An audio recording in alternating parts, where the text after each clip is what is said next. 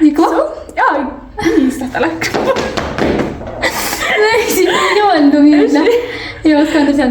በድጋሚ ቆይ ጋይስ ኢንስታግራም የላካችሁልን ስቶሪ ዛሬ ልናነበው ነው፣ ልንመክራችሁ ነው ጋይስ። ነብነው ሰው ለዋሪ ማጣፈጫ አይከን አብሶሉት አንዴ እንቀባለን እንዳይደር ከንፈራችን ጣል እናረጋለን ጋይስ። ያ በቃሽ ዲ የተቀባች በገባሽ ምን ዘረጥ የኛ ታሪክ ራስ መነበብ አለበት ጋይስ። አይተንሰሱ ኢንዌይስ ወደ ታሪካችን ስንገባ ማለት ነው ስለማመሰላችሁ ዛሬ የምናወራው በደም ሰው ቡጭቃ ነው። ዛሬ የምንወጣው በደም ነው ቡጭቃ በደም ኢንዌይስ ያው ቡጭቃ ቡጭቃቱ ብንወስ ቡጭቃቱ ብንለስ ቡጭቃቱ ወሬ ተስተራ ነርኩ አንተ ሀገርሽ ምን ነርኩ ንቀየው እንዴት ነው ሰልማ እሺ ጌታ ይባርካል። በቀስቀጥ ስለዚህ ዛሬ በሚላክለት ታሪክ መሰረት ሰው ቡጭቃ ነው ማለት ነው። ያ በደንብ ጃጃ እናደርግ ምናምን ምን ልውስታችን ነው። በደንብ አድርገን ጀጅ እናደርጋለን ጋይስ። በደንብ አድርገን ጀጅ እናደርጋው ብቻ ተመልከቱ እንዴት ጀጅ እንደምናደርግ። ባይዘው ይሄን ስቶሪ የላከችልን ጓደኛዋ ናት። ከጓደኛ የተላከልን ነው እንጂ ከባለቤቱ አይደለም። ይሄ ስቶሪ የተላከልን ሰፋሪ ነገር ነው እኮ ስማሚ ጓደኛዋ ታሪክ ነው ማይካ ጓደኛዋ ታሪክ ታሰጣለች። ትገርም ያለሽ ግን ያይሽ እኮ ማለት ነው። አይ እኔ ቀል እኮ ለሞቹል እሺ ይላክ እሺ ደረላችሁ ጋይስ።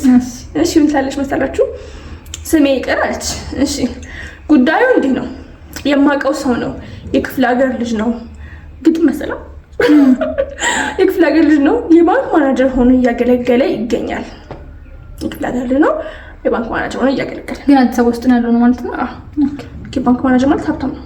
ግን ማለት እሺ እና ከአዲስ አበባ የሆነች ልጅ ያገባል። አዲስ አበባ የሆነች ልጅ ያገባል። የክፍለ ሀገር ልጅ ነው። ኦኬ ይገርማል። ግን አንቺ ምንድነው እንደዚህ ነው ብዙ ይነን አንቻ ኢንቨስት ታውት ነው ያገባል። በእርግጥ የአዲስ አበባ ሴቶች ለትዳር በፍጹም እንደማይሆኑ ቢመከርም ኤክስኪውዝ ሚ ይኸውልሽ ስምሽ ለምናሳለው ዝም ይሄን ይላክሽ ማለት ነው። አንቺ ራስሽ የክፍለ ሀገር ልጅ ነሽ ነው የአዲስ አበባ ልጅ አይመከርም። የክፍለ ሀገር ልጅ ነሽ ማለት ነው። ኦፍ ኮርስ እንዴ እንደሚያደርጋችሁ ኤቢስ ብዙ ነገር ክፉ ነገር አታናግሩኝ። ኤቢስ እንቀጥል። ከዛ እንደማይሆን ይመከርም አልሰማ ብሎ አገባ። ሳይ ተጠቀመው ታዲያ እንኳን አገባ ደጋር ወንድሜ። እሷን ከማግባቱ በፊት እህቱ ቤት ገዝታለት ነበረ። አተከሩን ግን እህትሽ ቤት አሁን ቤት ይስገዛልሽ ቤት ማለት ነው። አንቺ ይሄ ደግሞ የቤት ይገዛልኝ ማለት ነው። ስለዚህ አይገዙማ አይገዙ ችግሩ አይገዙ ኦኬ እና ቤት ገዝታለት ነበር። ለዚህ ደስ ትላላችሁ የክፍለ ሀገር ልጆች የዋህ ነገር ናችሁ። ቤት ገዛችለት ማለት ነው። እሷን ካገባ በኋላ ደግሞ በባንክ ሌላ ቤት ገዛ። ምሽ ምንትሽ ላይፉ የተሻሻለ ነው። ኦኬ እሷን ካገባ በኋላ ማለት ነው። እሺ ገዛ። ከአመት በኋላ ከአመት በኋላ ከትዳር በፊት የገዛውን ቤት ሽጥና ስራን ጀምር አለችው። ከትዳር በፊት ግን አባባላችሁ ደስ አይልም። ከትዳር በፊት የገዛውን ቤት which means የነሱ የጋራ ንብረታቸው ነው ማለት ነው። ኦኬ አሁን የጋራ ንብረታቸው እንዳይሸጥ የጋራ ንብረቱ እንዲሸጥ ፈለገች። ያ እሺ ትክክለኛ ምናምን ማለት ነው። የከትዳር በፊት ተብሎ ይሰጥ ከትዳር በፊት ያለው ገንዘብ ይሰጣል እንዴ?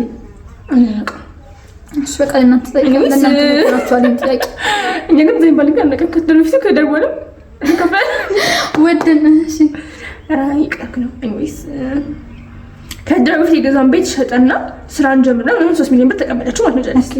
ከዛ በኋላ 3 ሚሊዮን ብር ሰጣት። ከዛ በኋላ ተቀየረችበት።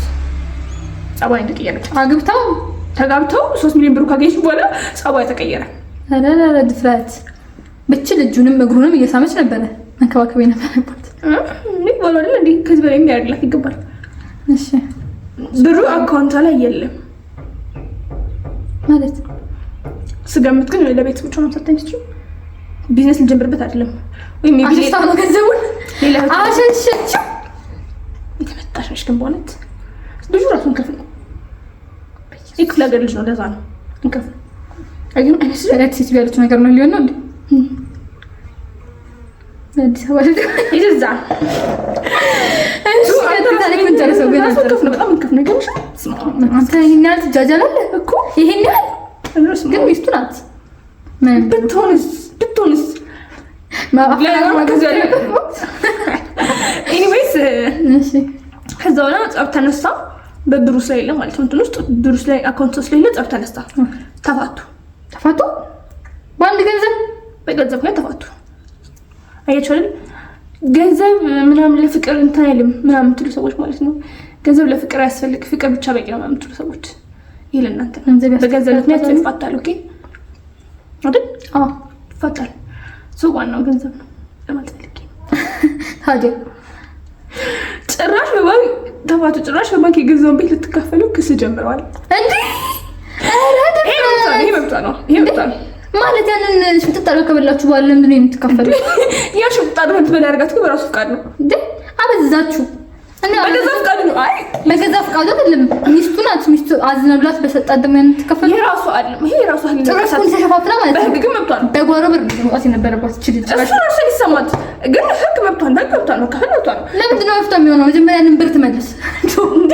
እሱን ትመሻሽ ነው። ብር የሰጣት የራሱን ከፍነት ነው አለ የሰጣት። አሁን ለምሳሌ ለኔ ብር ብታበድሪ ሰተሰርኝ ሰጥም ድርሻው ምን ትሰጠኛለች? ከሽኛለሽ እዚህ ጋር ሳናነሳ ነው መች እስካሁን ድረስ የተበደርሽውን ብር መች መልስ ሁሌ ማንም እንደምታውቅ ካርድ ላይ ልክ ይከፍላለሁ። ካርድ ላይ ልክ ይከፍላለሁ ማለት ነው። ልክ ዋናው ለሷ የላኩት ካርድ መጠን ይሄ ላይ ይቀየረው ነበር እና እዚህ ምን ሳይ ነበር እስካሁን ተከፈለኝ። አረብነት ስንበይ አንወሻሽ የኛ ጎዳች ለብቻ አንድ እንትን ያስፈልጋል ጋይስ። እኔም የሷን አውጣለሁ። አንድ እንትን ኢፕሶድ ያስፈልጋል። አንድ ፐርሰፕሽን ቀራን ይርስታይ ኤኒዌይስ ብዙ ክፉ ነገር ያስወራች ነው። እስከት እንመለስ ወደ ታሪካቸው ስቶሪያችን። ኤኒዌይስ ምን አለች መሰለሽ ብቻ ክስ ጀምሯል ማለት ነው። እና ተሰብስበን ስናወራ ተስፋ መቁረጥ ይታይበታል። በቆጣ በአጋጣሚ ስለ አሲድ መጥፋት ተነሳ። ሁኔታው ሲለዋወጥ ታዘቡት። ሲጀመር ፊት አስላሊ ሲት መድፋት ምናምን ምን አስነሳችሁ እንዴ? ፈልጋችሁ ማለት ስለሱ ጉዳይ አይደለም። ሊገፋባት ነው። እስቲ ያልጨረስኩኝ ማነው ወይስ ተፋባት? ሲታይበታል ስራ ሲሆን ተነሳ። ሁኔታው ሲለዋወጥ ታዘብኩት። የሆነ መፍትሄ ያገኘ ያክል የተሰማ መሰለኝ። ብቻ አብቶስ ለጉዳይ ይጠቃል። ሲጀመር እናንተ ራሱ በእንዴት ውስጥ ሆኖ እንደዚህ አይነት አሲድ ማድፋት እንዲፋባት ፈልጋላችሁ ማለት እነሱ ግን ለምን አወሩ? ግን ተውት። እነሱ ቆይ እዚህ ጋር መጠየቅ አለባቸው። እናንተ ለምን አወራችሁ ስለዚህ ጉዳይ? ሲጀመር ሶስተኛው ወገን አልተመቸሽም። እኔ አልወደድኩሽም በጣም አልተመቸሽም። ግን ማለት ነው ሊገፋባት ነው። ምንም ገንዘብ ብትወስድ እሱን ታይዋለሽ። ይሄን ሀሳብ ለምን አነሳችለት? እቺ ጠማማ ሴትዮ ሶስተኛው ወገን ለምን አነሳችለት? እኔ ለፋባት ፈልጋለች ማለት ነው። ተቀናባት ነው ሰውዬው ጥዱስ ለት እኮ ነግረዋት ለሷ ጥሩ ካሰቡ ነግረዋት እንትን ብሉ እሷ ከሷ አካባቢ እንድትርቅ ቢያደርጉ እሱም ደግሞ ወደሚረጋጋበት የሆነ ይሄን ነገር እንዲረሳ ወደሚረሳበት ነገር ገዳም ነው በሃይማኖት ማለት ነው። በየሃይማኖት ቦታ ቢት ቢዝናና ምናምን ወደሚቀጥለው ስቶሪ ሲገባ ሰላም እንዴት ናችሁ? ታሪክ ሳሳጥረው 22 ዓመቴ ነው እና ትልቅ ሰው ተዋወቅኩኝ እና እኔ ለቤተሰቦቼ ደካማ ናቸው። ደካማ ማለት ሽማግሌ ናቸው ወይስ ትልቅ ሰው ናቸው ወይስ ደካማ ናቸው? በገንዘብ እንዴት አይደል? ሲቀጥቅስ እና ማልሰራው ስራ የለም ናቸው ማለት ነው። ማልሰራው ስራ የለም። እናቴን ለማገዝ ሰውዬው 6 ልጆች ማልሰራው ስራ የለም። እናቴን ለማገዝ እና ሰውዬው 6 ልጆች አሉት። ትልቁ ሰው እየተዋወቀችው ሰው 6 ልጆች አሉት እና በጣም ሀብታም ነው እና ጥሩ ሰው ነው። ሚስቱ እንዴ ተታወቁ ሰንበት ከሚስቱ ተላይቷል። ከሚነግራችሁ በላይ ሀብታም ነው እና ላግባሽና እንኑራለን። እኔ ደግሞ ለእናቴ ቤትና የራሷ የሆነ ነገር አስተካክልልኝና እሰጥኩት። ከዛ ዋጋ መክፈል ካልቀረ ቢያንስ ለሷ ደስተኛ ላድርጋትና እኔ ልጎዳ ይወሰን። ስለዚህ ሁለት ዓመት እንተያያለን።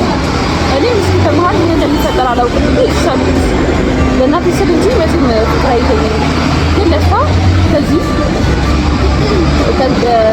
ሰዓት ሰርቼ በጉሮሮ ከማያልፍ ኖሮ እና ውስጥ እና ከማያልፍ ከጉሮሮ ማያልፍ በዚህ ሰዓት ሰርቼ ከጉሮሮ ማለት ማያልፍ ነው እና ወስኜ እሺ ካለኝ አስደስታታለሁ። አንድ ቀን እንኳን ቆይ ብላ በምትሞት አይቆጨኝም።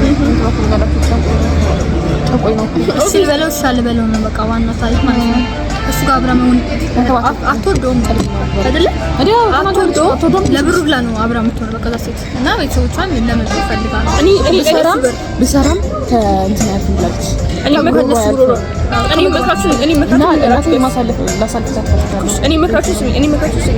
ሆኖ ግን እግዚአብሔርን አይ የምርቁም ነገር ግን ማለት ነው እንደ ሚዲያ ሳይሆን የእውነት እንደ ሰዎች እናስበው ግን ምንድነው የምታስቡት? በቃ እናቴን አንድ ቀን ቢሆን ላስደስት እፈልጋለሁ። ደስታዋን አይቼ ብትሞት እንኳን አይቆጨኝም ብላለች እና ሰርቼም ቢሆን የምትፈልገውን ነገር ላደርግ ማለት ቤት መግዛታችን ነገር ብላለች እና እኔ እንዳሰብኩት ማለት ነው መጨረሻ ላይ እሷንም ፈንገሉ አይቀርም በቅጠኝነት ይችላል አብሮት እንደማቀጣው ቅጠኝ ሰብስክራይብ ማድረግ እንዳረሱ እኛን የመሳሰሉ ልጆች በተለይ ማየት የምትፈልጉ ሰዎች ሰብስክራይብ አድርጉ። ሰብስክራይብ ባይ እንትን የመጨረሻው ባይ